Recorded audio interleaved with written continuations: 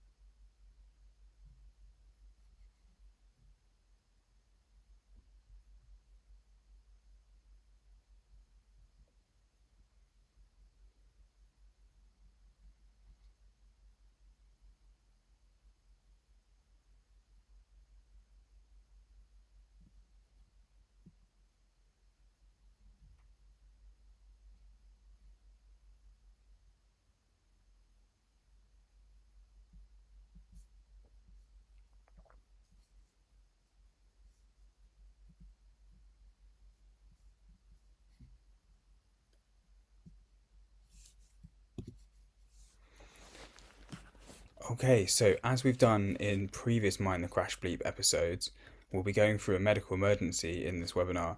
I just thought I'd bring this quote up again, that the best simulator in the world is the human brain. So try to imagine the scenario as you go along to get the most out of it. And as we've said in previous episodes as well, try to get the maximum benefit by imagining it in your own place of work. Although for many of us, you may find that this scenario tonight puts you in a slightly unfamiliar environment.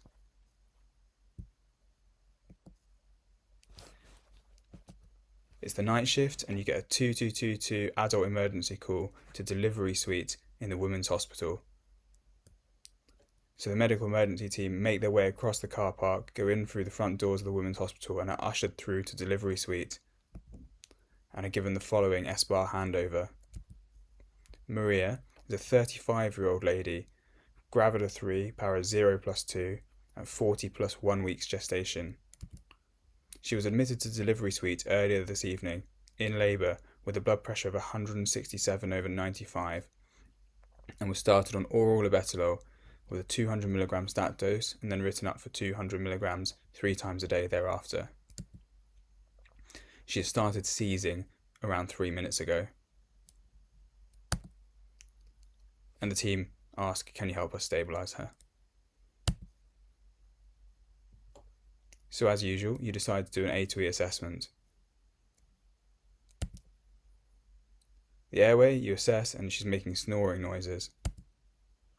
We have sats of 86% on a 15-litre non-rebreathe mask that has been put on by one of the team members. And with a stethoscope you hear equal air entry bilaterally. The blood pressure on the cuff, the last measurement was 163/102 with a heart rate of 89 charted. She's warm and well perfused with a cap refill time of less than 2 seconds. And there is generalised tonic-clonic seizure activity all over, with all 4 limbs violently shaking. Pupils are equal and reactive to light. And there is obviously the gravid uterus, temperature of 36.5, and she's been afebrile this admission. And the rest of her is not yet examined. So take a couple of minutes to think about what your next actions will be and what your plan is from here.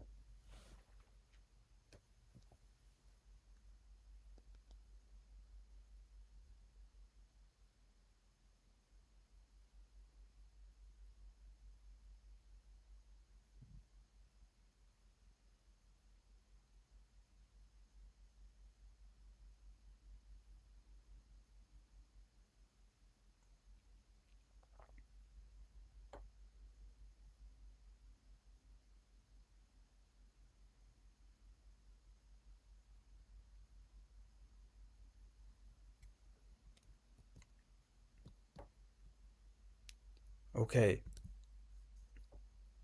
so you ask one of the team members to start a timer on the phone and begin scribing.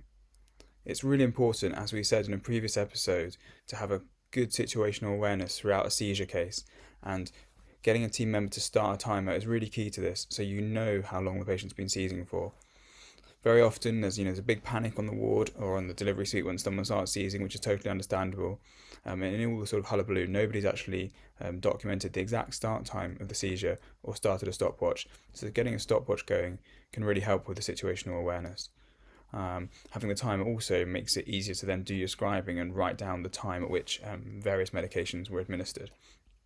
So that's started, and you've got a sense of the time now going forwards. The next thing is we need to sort out her airway, don't we? She was desaturating despite having a 15-litre non-rebreathe mask on. And she was snoring, so clearly she could need an airway adjunct. And a bit of spaced repetition here, thinking back to the second episode of Mind the Crash Bleep. Let's have another look at inserting a nasopharyngeal airway. The oropharynx. Standing in this position, I'm in a good position to be able to see everything that I need to see. I've got some lubricant on the outside to help. And then with my non-dominant hand, I'm just going to pull the nose slightly back so I can see which nostril is largest. In general, we go for the right nostril first, but it's important you have a look to make sure there's no deviated septum or large inferior turbinates that may hamper you putting this in. Then we're going to gently insert the tip into the nostril, and I'm heading downwards, gently twizzling the tube, letting it gently seat itself in. I'm going to keep pushing, gently twizzling until the flange sits comfortably on the outside of the nostril. You can see in the side cut where the tip of the tube is. So if the tube was too long, potentially the patient may start gagging or coughing, in which case you'd remove the tube and replace it for a smaller size.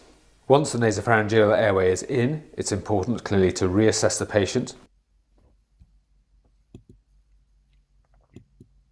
Okay, so you repeat the A2E assessment with your NPA in situ.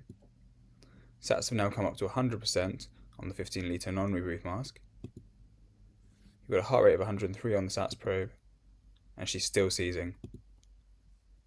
The uterus is gravid, of course, and she's still afebrile. A, B, C, D, E, and again, D, E, F, G. Don't ever forget glucose. So you check the glucose as part of the A2E, and you've got a glucose of 5.8.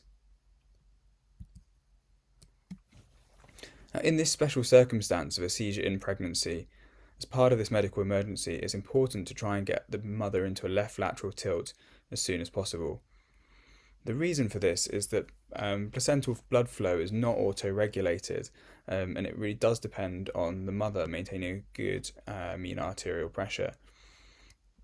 When the gravid uterus gets bigger and bigger, we get more and more what's called aortocaval compression, particularly with compression of the IVC, reducing backflow and reducing preload to the right side of the heart, potentially affecting the mother's blood pressure. So as part of this medical emergency, to try and make sure that the baby is as best protected as can be in the circumstances, and to help protect the flow to the baby, we've put the mother here into a left lateral tilt, which helps to displace the gravid uterus from the IVC. therefore helping to increase the preload and therefore increase the cardiac output for the mother.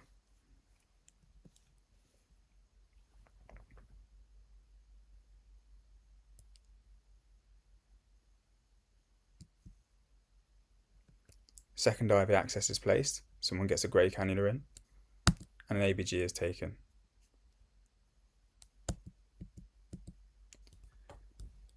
Right, we need to stop this seizure, you say to the rest of the team. And they ask you, what shall we give first? So take a moment to look through this question and think about the options.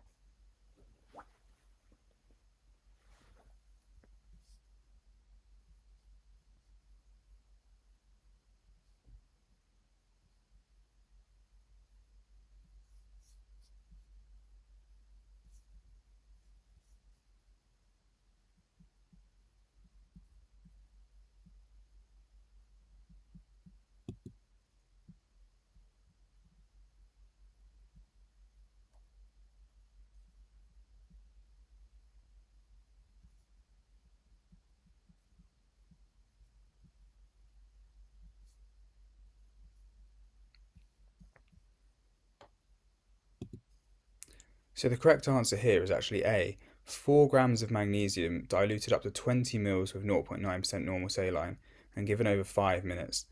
So looking at some of the wrong answers, 16 millimoles of magnesium is the same thing as 4 grams, but actually giving it over 15 minutes in this situation is too slow. 2 grams of magnesium and 100 mils of normal saline over 20 minutes, that's more like your asthma dose of magnesium, which we saw in a previous Mind the Crash Bleep. And it's not lorazepam here. So this is one of the key messages I wanted to get across in this webinar, is that if we're called to see a seizure in pregnancy that is suspected to be eclampsia and an eclamptic seizure, the first step is magnesium, not benzodiazepines.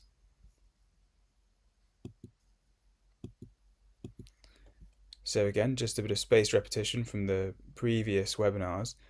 Having a look at these magnesium ampules, the most common ones you tend to see in the UK are these ones on the left-hand side, a 10 ml ampule that contains 5 grams or 20 millimoles of 50% magnesium sulfate.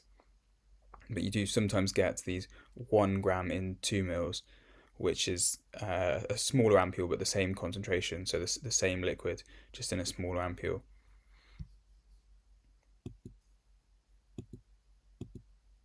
So for this situation, what we're going to do is take a 20 ml syringe, and I've just tried to do a bit of a schematic representation of this here on the diagram. Take 12 mils of 0.9% normal saline, and then 8 mils of drug. And that 8 mils is going to correspond to the 4 grams or 16 millimoles of magnesium sulfate. You may find in some obstetric units they actually have pre-made magnesium in an emergency eclampsia drug box, but that will vary from unit to unit. So here's that table again. We looked through this in the asthma Mind the Crash Bleep, and here you can see the pink rows of the table for eclampsia or even in severe preeclampsia.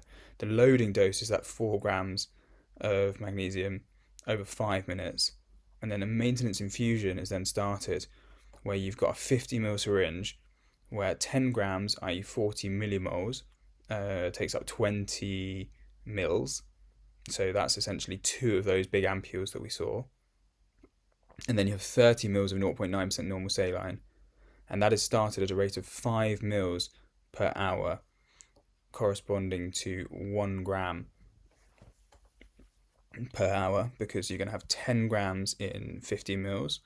So there's going to be 1 gram in 5 mils. So there's going to be 1 gram per hour. However, that rate may need to be adjusted if you have renal impairment.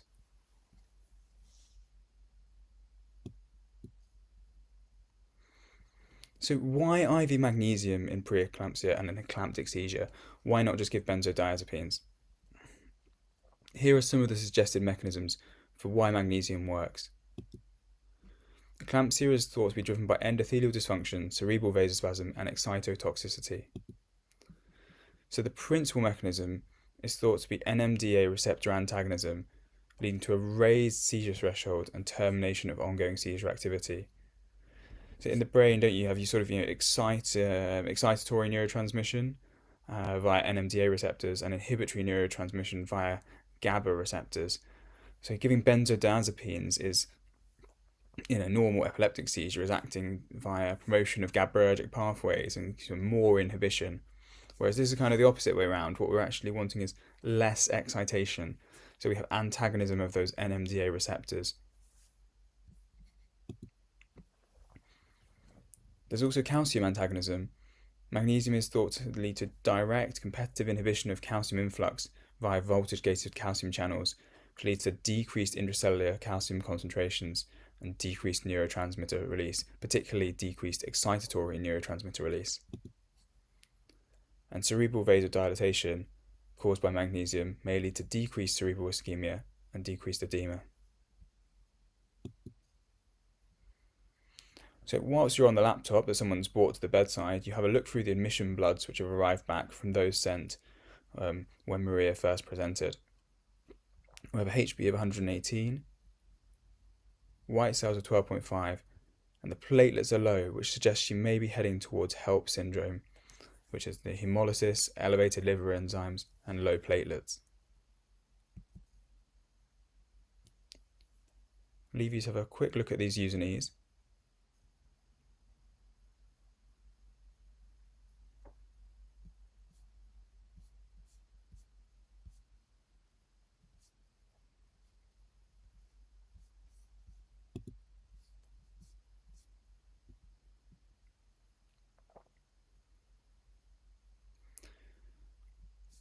So an interesting point to note here is this creatinine level of 108, which might not seem that exciting, but it's really important to consider that urea and creatinine levels should actually fall in pregnancy due to increased filtration rates that occur as part of the normal physiological changes of pregnancy. So a normal value for urea and creatinine levels is actually abnormal and should be investigated. In pregnancy, the mean urea is actually 3.3 millimoles and a mean creatinine is 51 micromoles per litre. So these levels are actually abnormally high.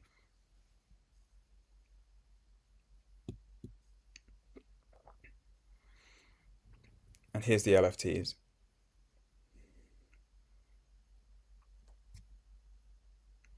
The thing that really jumps out at you here, isn't it, is this sort of marked transaminitis. The ALP is there at 420, but the AST and the ALT are 186 and 210, so really marked transaminitis.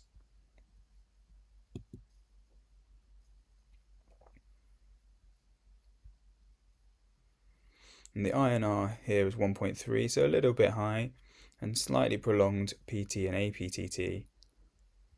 But the fibrinogen levels are low, which is again concerning. And you'll remember that fibrinogen is right at the end of the clotting pathway. We have prothrombin to thrombin, which then catalyzes the conversion of fibrinogen to fibrin, forming that mesh of a clot.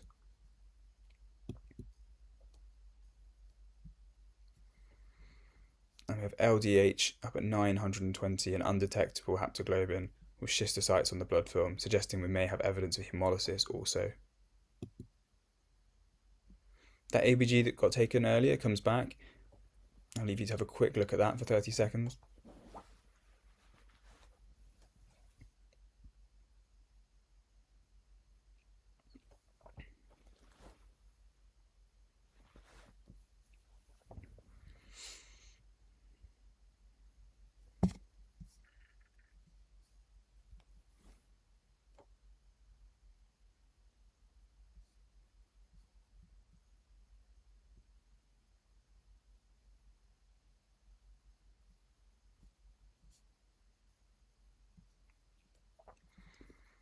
So we can see a mixed acidosis here, where you've got a raised PaCO2 of 6.8, It's probably due to the poor ventilation going on during the seizure, particularly when we had an obstructed airway before we got our MPA in.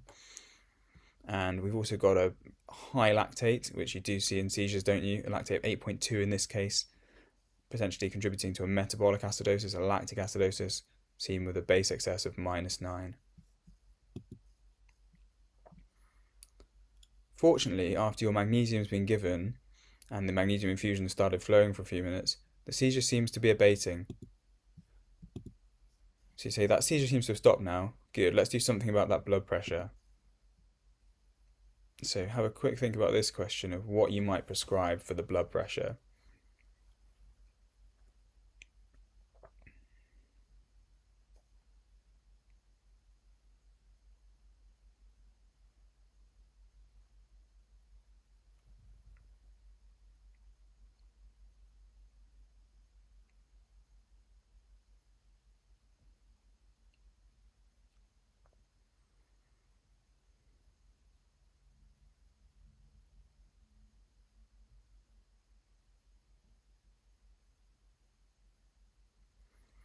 So as one of the medical emergency team, this is not necessarily something you'd be prescribing yourself independently. And on delivery suite, there should be an obstetric anaesthetist there who will hopefully be quite helpful. The correct answer here is labetalol, 50 milligrams actually, IV over 2 minutes as a loading dose. The hydralazine 5 milligrams is a reasonable dose, but over 30 minutes is too slow. It'd be more like over 15 minutes. I think with the oral options, nifedipine and labetalol as oral options would be inappropriate because she's still only just post-ictal. Is not really necessarily in a safe state to be taking oral medications, and we do need focused and more expedient blood pressure control for this lady, given that she's just had an eclamptic seizure. So your helpful labour ward anaesthetist says, I'll place an arterial line while that's being drawn up. So just for general interest, and for those of you that might be interested in a career in critical care in the future, I thought we'd have a look at this quite helpful video about ultrasound guided arterial line insertion. This video Let's skip forward to the best bits here.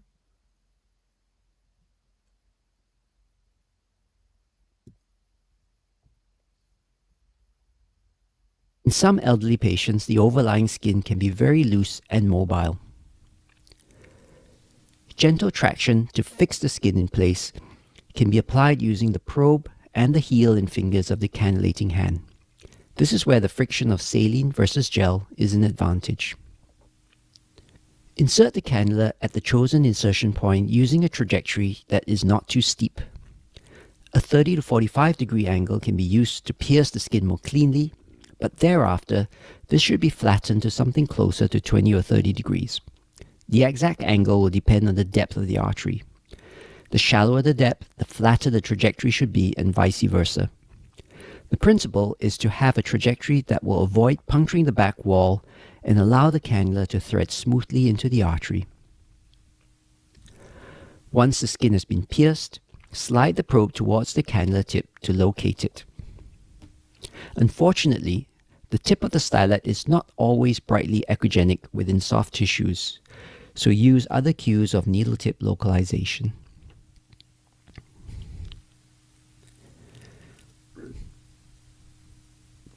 An acoustic shadow is a sign that you are imaging the cannula shaft and not the tip.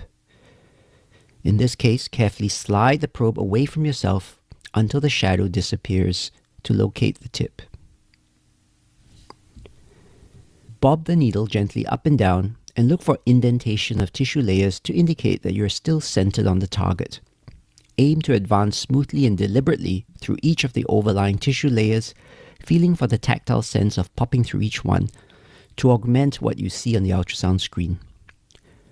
Ideally, you want to see the arterial wall indent as the needle tip contacts it. Ensure the artery isn't sliding or rolling away as you apply more forward pressure, and look to feel a distinct pop or give as the arterial wall is pierced.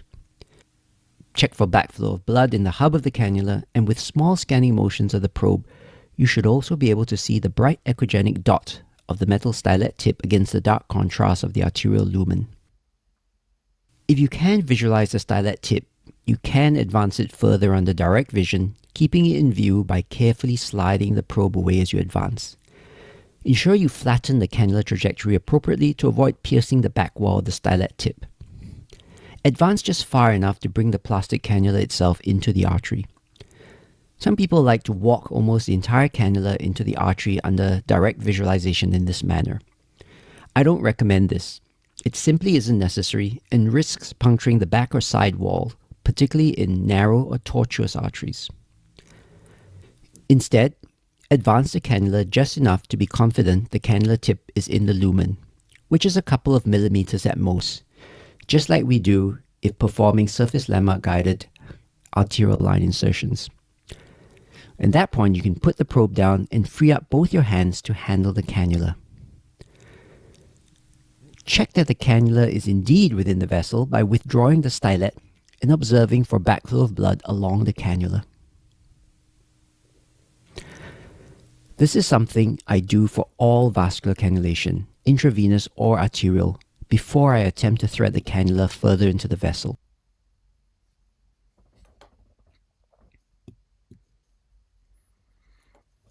Okay, so moving on from that sort of procedural aspect to having a bit more of a think about some of the cognitive aspects.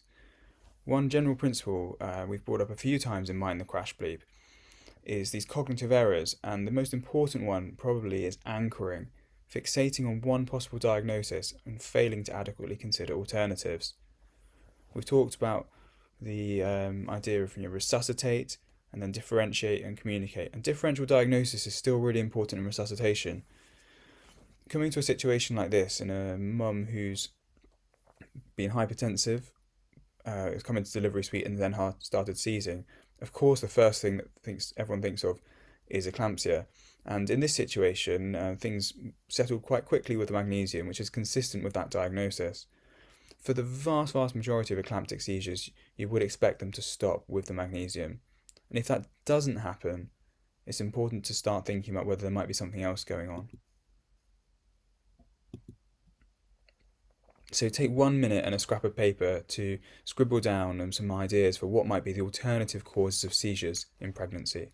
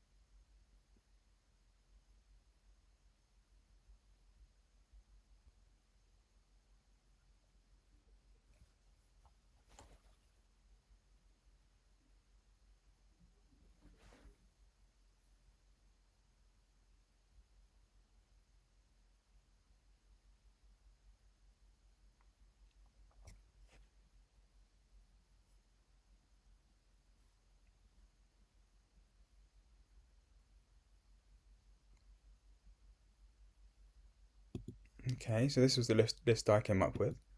Either hypo or hyperglycemia, which we checked for earlier, didn't we, at the start of the case. Hyponatremia.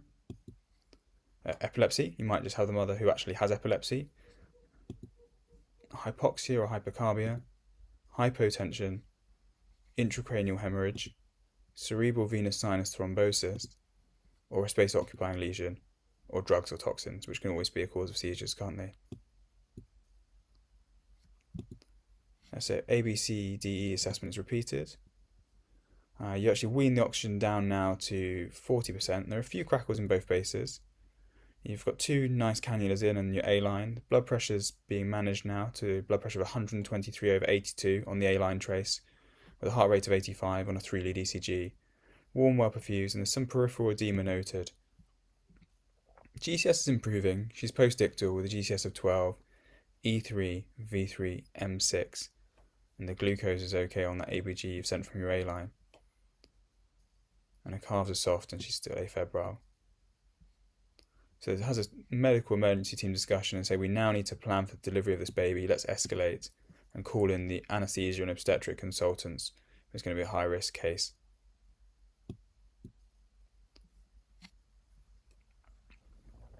So let's take a short moment to think about some of the key learning points about preeclampsia and eclampsia we could take forward from this case. We'll briefly go through some of the pathophysiology of preeclampsia, which is poorly understood, not just by medical students and resident doctors, but by the community at large. One of the sort of main theories is that you have impaired trophoblastic cell invasion, leading to failure of spiral artery dilatation, which leads to placental hypoperfusion, leads to hypoxia, and therefore the placenta releases inflammatory cytokines into the systemic circulation, leading to endothelial dysfunction, more vascular reactivity and permeability, and increased third space fluid losses, along with coagulation cascade activation. And that third spacing fluid leads to you seeing, the edema and potentially pulmonary edema as well. And just some of the features to look out for preeclampsia would be the hypertension, obviously edema, pulmonary edema, AKI, oliguria, and renal failure. And you have that protein in the urine they often test for as well, with an elevated urine protein to creatinine ratio. HELP syndrome. And actually this idea of ELP syndrome as well, which is a variant where you don't have the hemolysis, so just the elevated liver enzymes and low platelets. Neurological features can include scotoma, headaches, flashing lights, and seizures, of course, and even retinal detachment. So this is the algorithm which our case today was built on. This is actually from the Obstetric Anaesthetist Association Quick Reference Handbook, and it really covers the sort of key points about the initial resuscitative moves that the medical emergency team need to take when faced with this situation. It's a little bit out of our comfort zone, finding ourselves as a medical emergency team over in the women's hospital, so I thought it's really good to have pre-visualised this and gone through this a bit in advance in case it should happen. Of course, as maybe the junior medical registrar, you might be a little bit unfamiliar with labour ward, but there'll be the obstetric registrar and the anaesthetic registrar there as well. And it's really an MDT approach that can help to get these ladies the best management should this rare complication occur.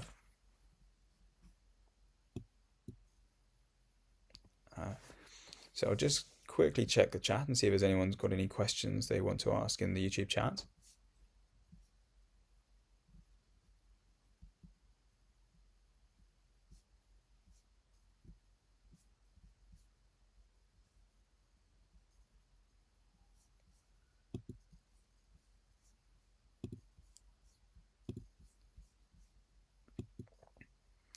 And if there's no questions, that just leaves me to say thank you very much for your time this evening watching the 5th Mind the Crash Bleep.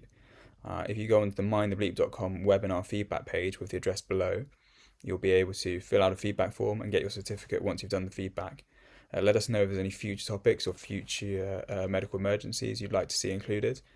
And equally, if you've got a case or a medical emergency you've been involved in that you'd like to adapt and build into a teaching case, you can send an email to crashbleep@mindthebleep.com.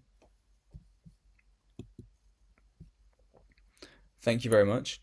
I hope the 5 episodes so far have been useful to you, and see you in 2026 when Mind the Crash Bleep will return.